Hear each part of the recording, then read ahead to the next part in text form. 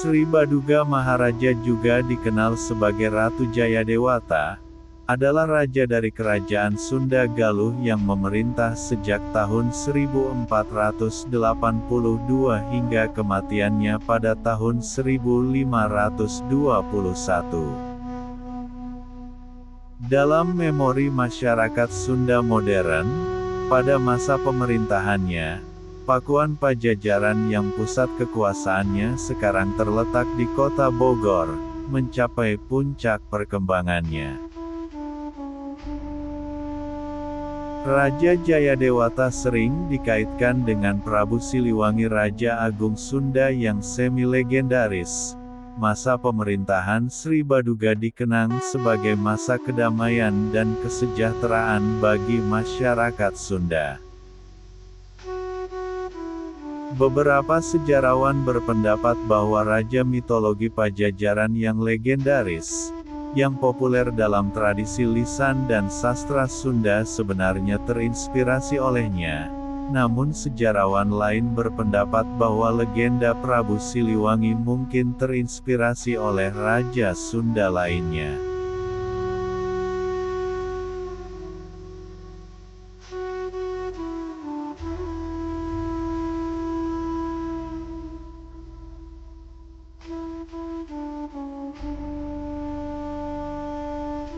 Catatan sejarah pemerintahannya dapat ditemukan dalam prasasti batu tulis yang ditemukan di daerah Bogor, tempat ia dikenal dengan nama resminya, Sri Baduga Maharaja Ratu Haji di Pakuan Pajajaran Sri Sang Ratu Dewata.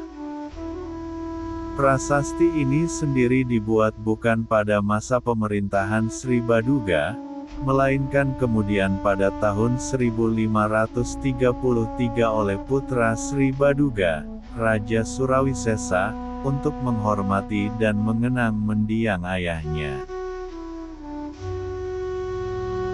Dalam prasasti batu tulis diberitakan bahwa Sri Baduga dinobatkan 2 kali, yaitu yang pertama ketika Jayadewata menerima tahta kerajaan Galuh di Kawali Ciamis, dari ayahnya, Prabu Dewa Niskala, putra Mahaprabu Niskala Wastukancana, dari Permaisuri Mayangsari, putri Prabu Bunisora, yang kemudian bergelar Prabu Guru Dewata Prana. Yang kedua ketika ia menerima tahta kerajaan Sunda di Pakuan Bogor, dari mertua dan pamannya, Prabu Susuk Tunggal, putra Mahaprabu Niskala Wastukancana, dari Permaisuri Ratna Sarkati, putri Resi Susuk Lampung. Dengan peristiwa ini, ia menjadi penguasa kerajaan Sunda Kerajaan Galuh, dan dinobatkan dengan gelar Sri Baduga Maharaja Ratu Haji di Pakuan Pajajaran Sri Sang Ratu Dewata. Salah satu bangsawan Sunda yang mencantumkan haji dalam gelar bangsawannya, tercatat dalam prasasti batu tulis dan prasasti Hulu Dayeh. Selain Bratalegawa, Prabu Guru Haji Putih, Pangeran Walangsungsang dan Sultan Ageng Tirtayasa. Di Tatar Pasundan, Sri Baduga sering dikaitkan dengan tokoh semi-mitologis Prabu Siliwangi. Nama Siliwangi adalah berasal dari kata silih dan wawangi, artinya sebagai pengganti Prabu Wangi. Tentang hal itu, Pustaka Racia-Racia Ibumi Nusantara 22, mengungkapkan bahwa orang Sunda menganggap Sri Baduga sebagai pengganti Prabu Wangi, sebagai silih yang telah hilang.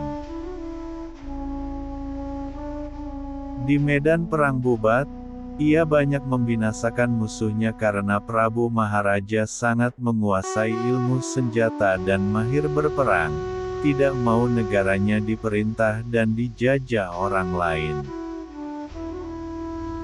Ia berani menghadapi pasukan besar Majapahit yang dipimpin oleh Sang Pati Gajah Mada yang jumlahnya tidak terhitung.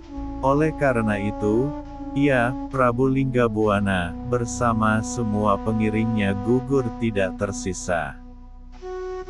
Ia senantiasa mengharapkan kemakmuran dan kesejahteraan hidup rakyatnya di seluruh bumi Tatar Sunda. Kemasyhurannya sampai kepada beberapa negara di pulau-pulau Dwipantara atau Nusantara namanya yang lain. Kemasyhuran Sang Prabu Maharaja membangkitkan rasa bangga kepada keluarga, menteri-menteri kerajaan, angkatan perang dan rakyat Tatar Sunda. Oleh karena itu nama Prabu Maharaja mewangi.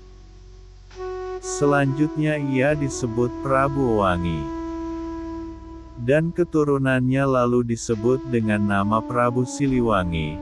Demikianlah menurut penuturan orang Sunda.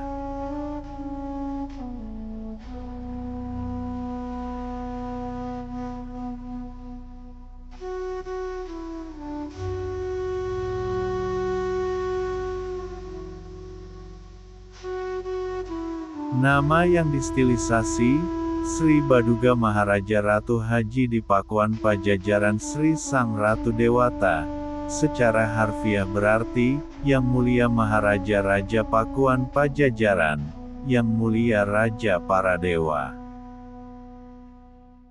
Sebagian besar literatur mengakui namanya sebagai Sri Baduga Maharaja, sementara yang lain berpendapat bahwa itu hanyalah gelar untuk menyapa raja, karena Baduga sesuai dengan paduka, alas kaki raja. Menurut etiket Hindu raja sangat dihormati, sehingga orang biasa tidak boleh menyapa raja secara langsung dengan namanya, tetapi melalui sepatunya. Menurut prasasti batu tulis, ia adalah putra Rahyang Niskala dan cucu Rahyang Niskala Wastu Kancana.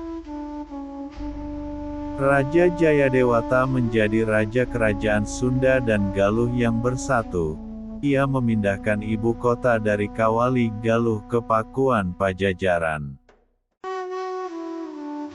Salah satu legenda pantun menceritakan dengan jelas tentang prosesi kerajaan yang indah, dari Ratu Ambedkasi dan para punggawanya yang menuju ibu kota baru Pakuan Pajajaran, tempat suaminya menunggu. Prasasti batu tulis menyebutkan bahwa raja telah memulai beberapa proyek publik, di antaranya adalah mendirikan tembok dan menggali parit pertahanan di sekitar ibu kotanya di Pakuan, membangun gundukan suci keagamaan Gugunungan, membangun balai atau paviliun, serta menciptakan hutan Samida sebagai hutan konservasi. Ia juga membangun bendungan dan menciptakan danau yang disebut Sanghyang Talaga Rena Mahawijaya. Danau tersebut kemungkinan berfungsi sebagai proyek hidrolik untuk keperluan pertanian padi, dan juga sebagai danau rekreasi untuk memperindah ibu kotanya.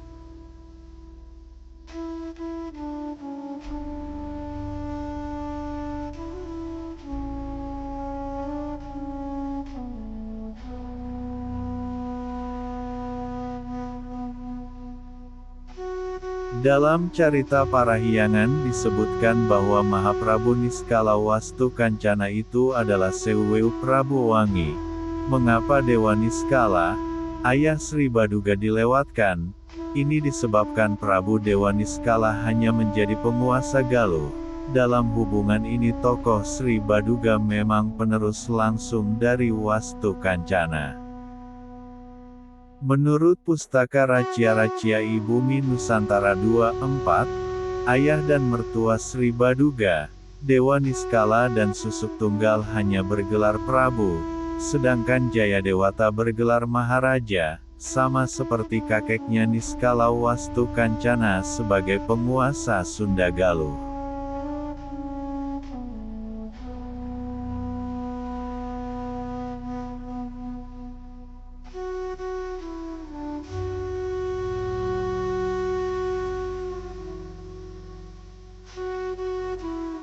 Waktu mudanya Sri Baduga atau Prabu Jayadewata terkenal sebagai pengembara ksatria pemberani dan tangkas.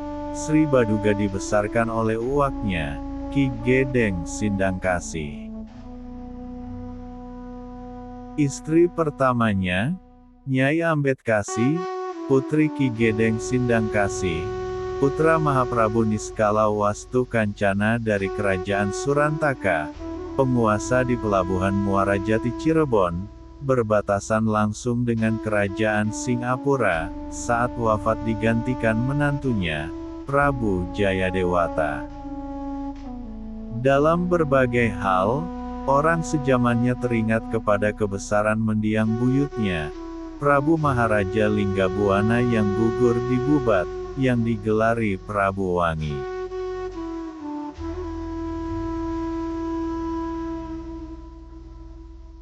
Bahkan satu-satunya saat menyamar dengan nama kekeumbingan Raja Sunu, yang pernah mengalahkan Ratu Kerajaan Japura, Prabu Amukmarugul, putra Prabu Susuk Tunggal, putra Mahaprabu Niskala Wastu Kancana.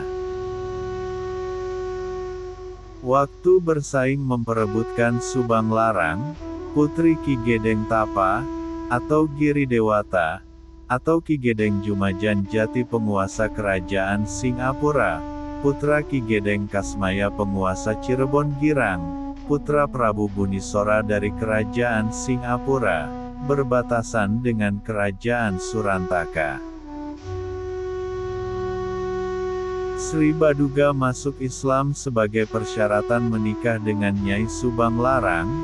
Pernikahan dilaksanakan oleh Syekh Kuro atau Kurotul Ain, di Masjid Agung Syekh Kuro atau Masjid Agung Karawang. Setelah dinobatkan menjadi Maharaja di Pakuan Pajajaran, Sri Baduga dan Nyai Subang Larang tinggal di Keraton Sang Bima. Dari pernikahannya dengan Permaisuri Subang Larang, Prabu Siliwangi diangkat oleh Ki Gedeng Tapa, jadi Raden Pamanah Rasa. Dan saat menjadi pasutri lahirlah anak, Pangeran Walangsungsang, Nyai Mas Rara Santang, dan Prabu Kian Santang atau Raden Kian Santang.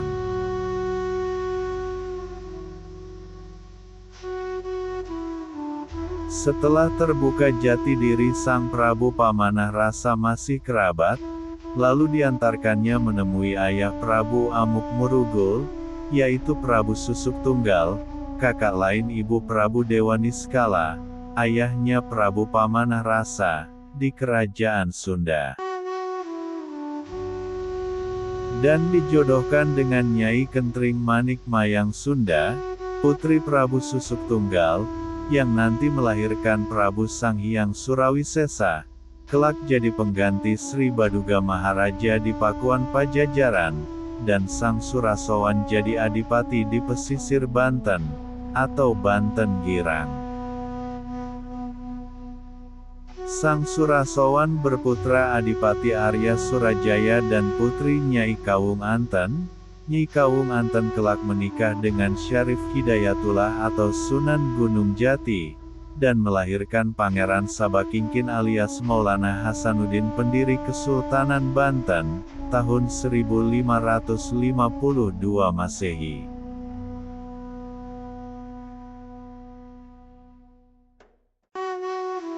Prabu Pamanah Rasa juga menikahi Ratu istri Raja Mantri, putri Prabu Gajah Agung, putra Prabu Tajimalela atau Prabu Agung Resi Cakrabuana, putra Prabu Ajiputi, atas perintah Prabu Suryadewata Putra untuk mendirikan Kerajaan Sumedang Larang, tahun 900 Masehi. Nama kerajaannya berubah-ubah, Kerajaan Tembong Agung saat Prabu Guru Haji Putih, atau Haji Purwa Sumedang, atau Haji pertama dari Sumedang, dan pada zaman Prabu Tajimalela diganti menjadi Himbar Buana, yang berarti menerangi alam. Prabu Tajimalela pernah berkata, "Insun medal insun madangan," artinya aku dilahirkan aku menerangi. Sumedang dan larang berarti sesuatu yang tidak ada tandingnya. Ratu Pucuk Umun Sumedang, keturunan Prabu Gajah Agung, menikah dengan Pangeran Kusumadinata atau Pangeran Santri, putra Pangeran Pamelekaran atau Pangeran Muhammad, sahabat Sunan Gunung Jati. Ibu Pangeran Santri, Ratu Matasari atau Nyi Mas Ranggawulung, keturunan Sunan Gunung Jati dari Cirebon. Dari pernikahan itu lahir Prabu Gesan Ulun, yang memerintah Sumedang Larang bersamaan dengan berakhirnya Pakuan Pajajaran tahun 1579 Masehi, menerima mahkota emas namun itu ditolak oleh Prabu Siliwangi, tetapi Kerajaan Sumedang Larang masih boleh menjadi penerus Kerajaan Pajajaran.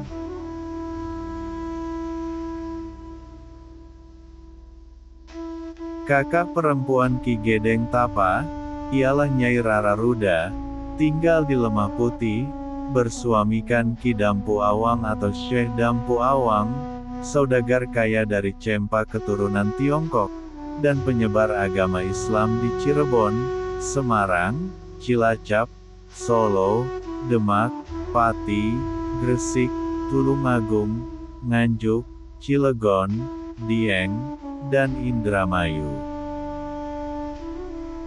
Syekh Dampu Awang masih keturunan Nabi Muhammad. Di situs Dampu Awang terdapat batu artefak berupa kep tapak kaki, berlokasi di Desa Sudimampir Kecamatan Balongan, Kabupaten Indramayu.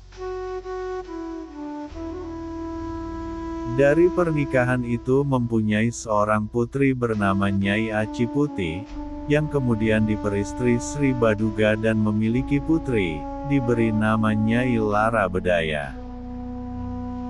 Nyai Lara Bedaya dibawa kakeknya ke Cempa, untuk berguru agama Islam ke Maulana Ibrahim Akbar, atau Maulana Malik Ibrahim, atau Sunan Gresik, ayah dari Susuhunan Ampel Denta, dan kakek dari Raden Paku, atau Susuhunan Giri.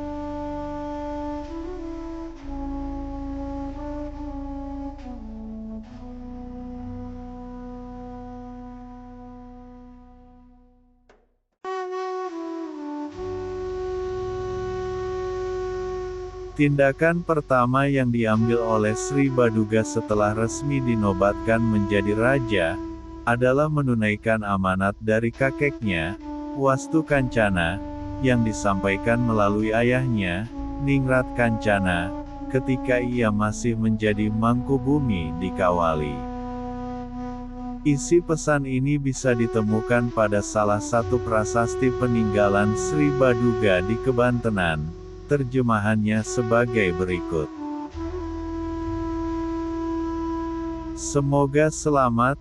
Ini tanda peringatan bagi Rahyang Niskala Wastu Kancana, turun kepada Rahyang Ningrat Kancana, maka selanjutnya kepada Susuhunan sekarang di Pakuan Pajajaran, harus menitipkan ibu kota di Jayagiri dan ibu kota di Sunda Sembawa. Semoga ada yang mengurusnya, jangan memberatkannya dengan dasa, kalagra, kapas timbang, dan pare dongdang. Maka diperintahkan kepada para petugas muara agar jangan memungut pajak, karena merekalah yang selalu berbakti dan membaktikan diri kepada ajaran-ajaran, merekalah yang tegas mengamalkan peraturan dewa. Dengan tegas di sini disebut Dayahan, atau ibu kota di Jayagiri dan Sunda Sembawa.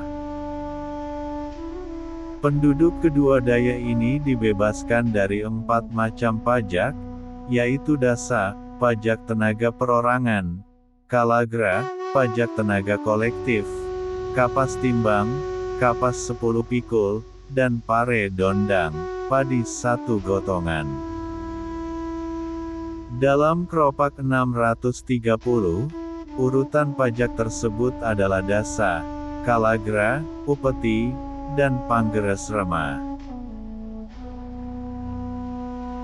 Dalam Keropak 406, disebutkan bahwa dari daerah Kandang Wesi, harus membawa kapas 10 carangka, sebagai upeti kepakuan tiap tahun. Kapas termasuk upeti, jadi tidak dikenakan kepada rakyat secara perorangan, melainkan kepada penguasa setempat. Pare dondang disebut panggeres rema. Panggeres adalah hasil lebih atau hasil cuma-cuma tanpa usaha. Rema adalah bekas ladang. Jadi, padi yang tumbuh terlambat di bekas ladang setelah dipanen dan kemudian ditinggalkan karena petani membuka ladang baru, menjadi hak raja atau penguasa setempat. Dongdang adalah alat pikul seperti tempat tidur persegi 4, yang diberi tali atau tangkai berlubang, untuk memasukkan pikulan. Dondang harus selalu digotong, karena bertali atau bertangkai, waktu digotong selalu berayun, sehingga disebut dondang, yang berarti berayun.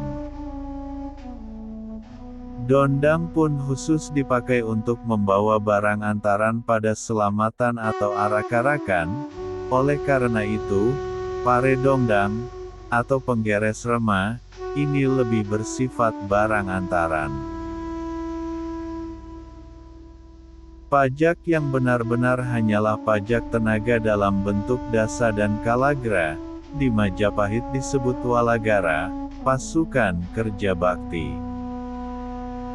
Tugas-tugas yang harus dilaksanakan untuk kepentingan raja diantaranya, menangkap ikan, berburu, memelihara saluran air, bekerja di ladang atau di serang ageng, ladang kerajaan yang hasil padinya diperuntukkan bagi upacara resmi. Dalam Kropak 630 disebutkan, uang tani bakti di Wado, petani tunduk kepada Wado.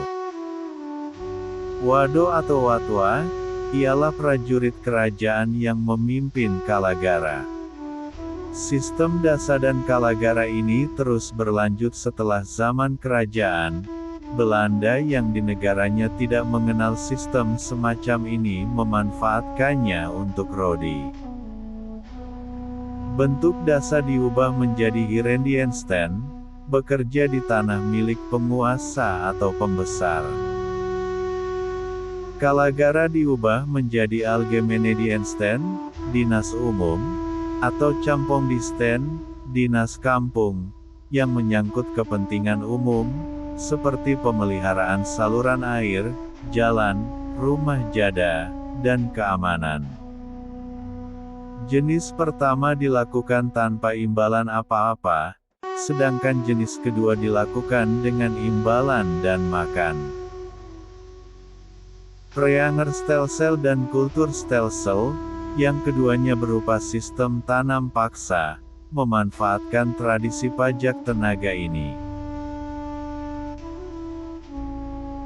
Dalam akhir abad ke-19 bentuknya berubah menjadi lakon gawe dan berlaku untuk tingkat desa, karena bersifat pajak, ada sanksi untuk mereka yang melalaikannya. Dari sinilah orang Sunda mempunyai peribahasa, Puraga Tambakadengda, bekerja sekadar untuk menghindari hukuman atau dendaan. Bentuk dasa pada dasarnya tetap berlangsung, di desa ada kewajiban gebagan, yaitu bekerja di sawah bengkok, dan di tingkat kabupaten bekerja untuk menggarap tanah para pembesar setempat. Jadi, gotong royong tradisional berupa bekerja untuk kepentingan umum atas perintah kepala desa, menurut sejarahnya, bukanlah gotong royong. Memang tradisional, tetapi ide dasarnya adalah pajak, dalam bentuk tenaga. Dalam Pustaka Jawa Dwipa, disebut karya bakti, dan sudah dikenal pada masa Tarumanagara, dalam abad ke-5. Piagam-piagam Sri Baduga lainnya, berupa piteket, karena langsung merupakan perintahnya.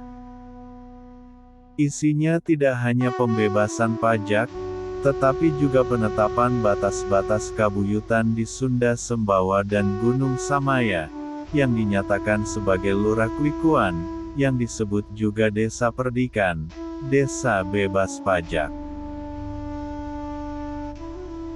Ketika memerintah, Prabu Siliwangi dikenal sebagai pemimpin yang menganut gaya kepemimpinan egalitarianisme. Egalitarianisme sendiri memiliki arti sebagai paham yang memegang teguh atas kesetaraan dalam kehidupan sosial. Hal tersebut sering digambarkan dalam berbagai literasi mengenai Prabu Siliwangi.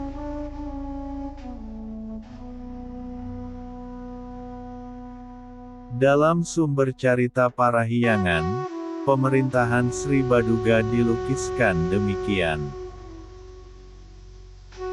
Purbatisi Purbajati, mana mau kadatanganku musuh ganal musuh alit.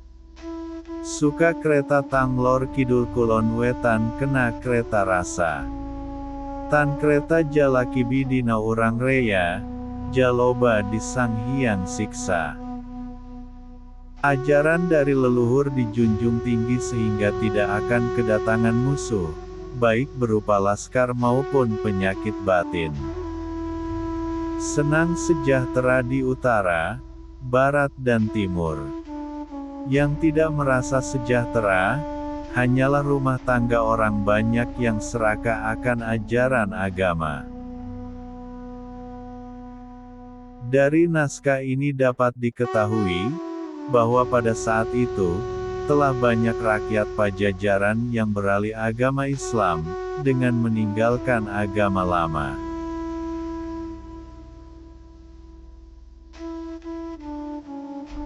Naskah Pustaka Nagara Kretabumi Parwa 1 Sarga 2 menceritakan, bahwa pada tanggal 12 bagian terang bulan Caitra tahun 1404 Saka, Syarif Hidayat, atau lebih dikenal Sunan Gunung Jati, menghentikan pengiriman upeti yang seharusnya dibawa setiap tahun ke Pakuan Pajajaran. Syarif Hidayat masih cucu Sri Baduga dari Larasantang.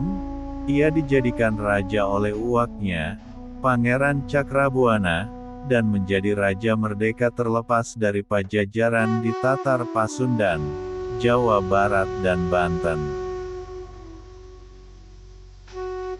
Ketika itu Sri Baduga baru saja menempati istana Sang Bima, kemudian diberitakan, bahwa pasukan Angkatan Laut Demak yang kuat berada di pelabuhan Cirebon, untuk menjaga kemungkinan datangnya serangan Pajajaran.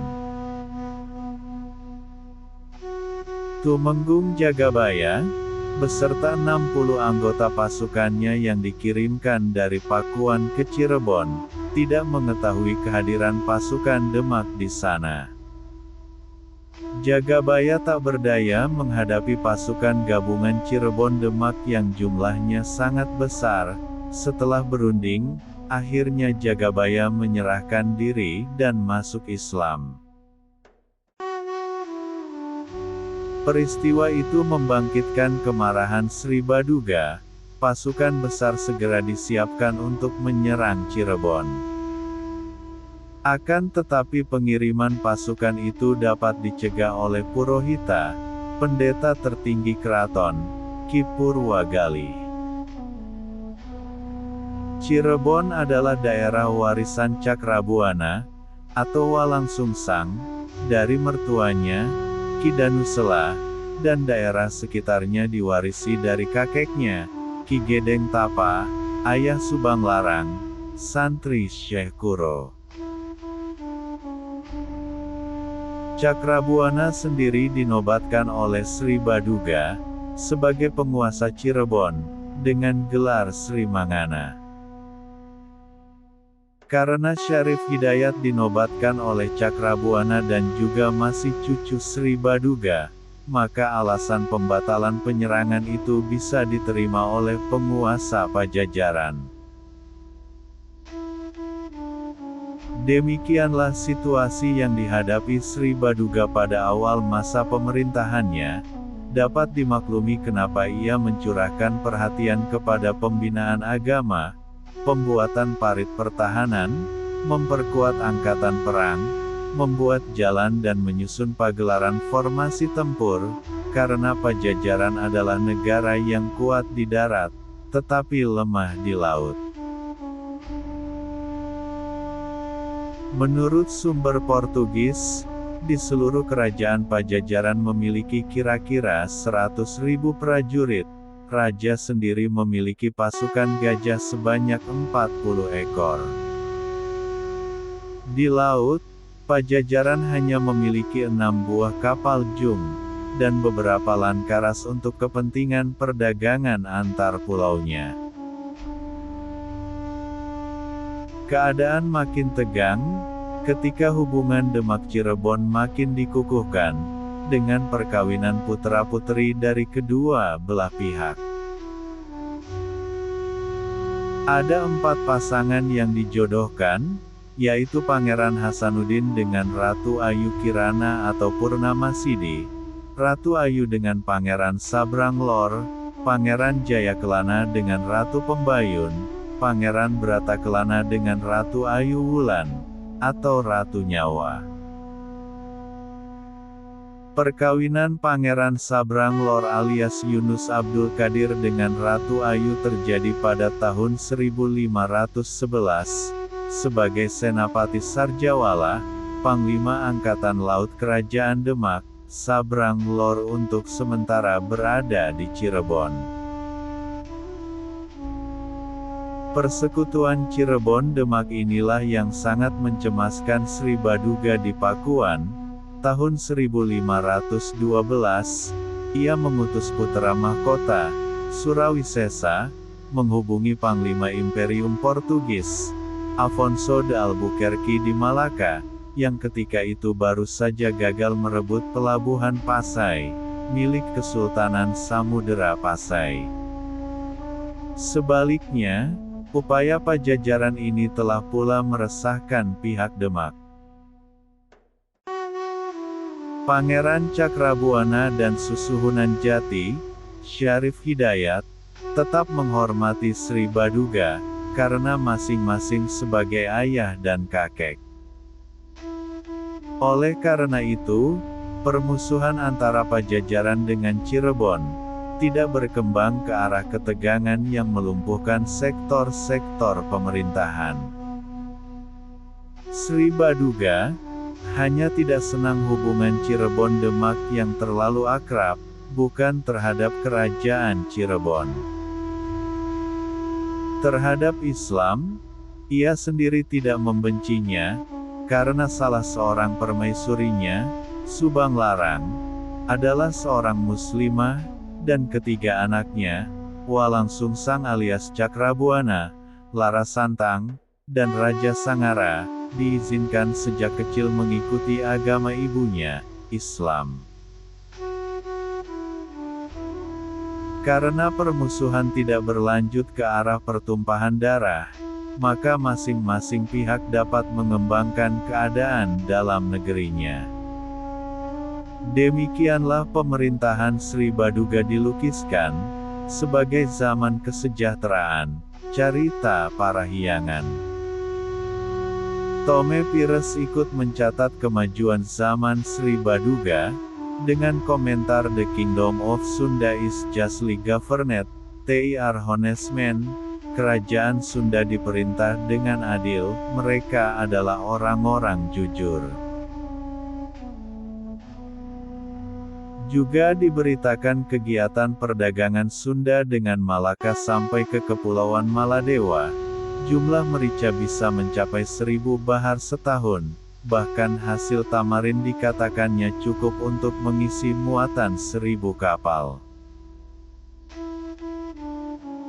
Naskah Kitab Waruga Jagat dari Sumedang dan Pancakaki Masalah Karuhun KB dari Ciamis, yang ditulis dalam abad ke-18 dalam bahasa Jawa dan huruf Arab Pegon, masih menyebut masa pemerintahan Sri Baduga ini dengan masa Gemu Pakuan, kemakmuran Pakuan, sehingga tak mengherankan bila hanya Sri Baduga yang kemudian diabadikan kebesarannya oleh raja penggantinya, dalam zaman Pajajaran. Sri Baduga Maharaja, alias Prabu Siliwangi, dalam prasasti Tembaga Kebantenan disebut Susuhunan di Pakuan Pajajaran, memerintah selama 39 tahun.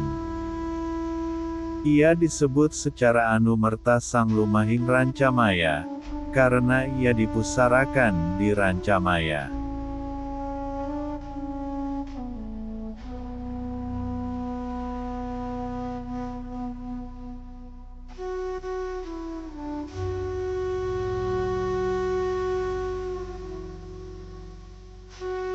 Dalam kepercayaan tradisional Sunda wiwitan, tokoh Prabu Siliwangi dihormati sebagai gambaran pemimpin ideal masyarakat Sunda. Ia dihormati dan diakui sebagai karuhun, atau leluhur para menak, atau bangsawan Sunda. Dalam kompleks Pura Parahyangan Agung Jagatkarta, di lereng utara Gunung Salak, terdapat sebuah candi yang dibangun untuk memuliakan tokoh Sunda, Prabu Siliwangi. Pura ini terletak di Kecamatan Taman Sari, Kabupaten Bogor, Jawa Barat. Prabu Siliwangi dipuja dan memiliki altar tersendiri pada Vihara Nam Hai Kuan Seim Pusa, Simpenan, Sukabumi. Prabu Siliwangi juga dihormati dan memiliki altar pada Vihara Sakyawanaram, Pacet, Cianjur. Prabu Siliwangi memberikan petuah kepada keturunannya, dalam bentuk wangsit, yang disebut Uga Wangsit Siliwangi.